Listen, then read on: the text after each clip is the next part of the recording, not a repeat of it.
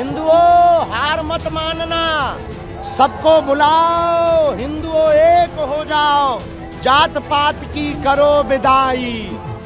पूरा देश एक नई क्रांति में है और ये होना ही चाहिए। ये बहुत पहले जरूरी था, बहुत लेट हो रहा है। महाराज, जिस तरीके से देखा गया है, स्कूली बच्चे भी लगातार जगह जगह स्वागत कर रहे हैं। हम तो चाहेंगे कि अब स्कूलों में वैदिक विद्या का प्रावधान होना चाहिए सनातन संस्कृति के प्रचार के लिए, और अब वैदिक शिक्षा के साथ साथ सनातन संस्कृति की शिक्षा भी देना बहुत आवश्यक है, ताकि बच्चों में वैमनस्यता न आवे, अपनी कल्चर अपनी संस्कृति के प्रति उनको जानकारी होवे, गीता रामायण वेद पुराण का महत्व पता होवे, ताकि लव जिहाद और लैंड जिहाद के चक्कर में न पड़ पावे। मीडिया रिपोर्ट्स की माने तो बाबा बागेश्वर ने अपनी पदयात्रा के दौरान कहा कि चाहे मंदिर हो या मस्जिद, राष्ट्रगान बजाया जाना चाहिए। उनका मानना है कि इससे पता चल जाएगा कि इस मातृभूमि से किसे कितना प्यार है और कौन नफरत करता है। इतना ही नहीं, उन्होंने यह भी कहा कि इससे देशद्रोही और देश प्रेमियों के बीच फर्क भी नजर आएगा। बाबा बागेश्वर ने इस यात्रा का मकसद ही बताया। उन्होंने कहा कि वो हिंदुओं को एकजुट करने के लिए यह यात्रा निकाल रहे हैं। इस यात्रा के माध्यम से वो हिंदुओं के बीच में जातीय भेदभाव, छुआछूत, अगड़े और पिछड़े का फर्क मिटाने का भी काम करेंगे। पंडित धीरेन्द्र शास्त्री ने कहा कि हम इन हिंदुओं को अपने अधिकारों की लड़ाई लड़ने का अधिकार देना चाहते हैं। हम देश के एकता की बात करना चाहते हैं। बाबा बागेश्वर ने आगे कहा कि बाबर और अकबर के शासनकाल में इन लोगों ने काशी विश्वनाथ मंदिर को मस्जिद घोषित कर दिया था। जहां श्री कृष्ण ने अवतार लिया, वहां पर एक मस्जिद बना दी।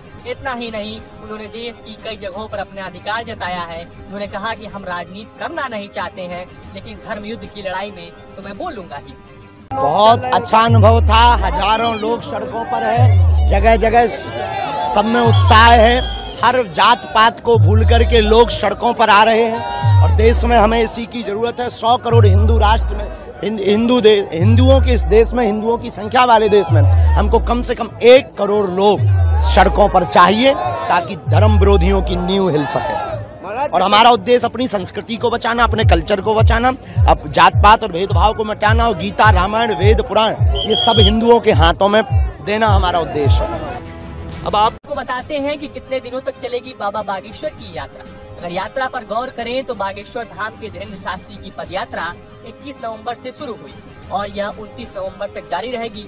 पंडित धीरेन्द्र शास्त्री की पदयात्रा में देश भर के 20,000 से ज्यादा लोग शामिल हो रहे हैं। इनमें भारी मात्रा में साधु संत तो जुड़ ही रहे हैं, बल्कि अलग अलग सामाजिक संगठन की है। लेकिन धन्य है आप लोगों की ऊर्जा। क्या बूढ़े, क्या जवान, क्या माता जी, क्या बहन जी, सब मुस्कुराते हुए, झंडा लहराते हुए चले जा रहे हैं। इसीलिए भारत को बचाना है तो हम हिंदुओं को सड़कों पर आना है। उन्होंने कहा कि हम 15 मिनट में हिंदुओं को हिला देंगे। हमने कहा रुक जाओ, 5 मिनट में हम तुम्हें हिला देंगे। लेकिन भैया, हमारा सपना सिर्फ इतना है, छत्रपति शिवाजी महाराज का जो सपना था हिंदवी स्वराज्य का, हमारे महाराजा छत्रसाल छतरपुर जिले मऊसानिया के गौरव, यहाँ की पूरी मंडली है।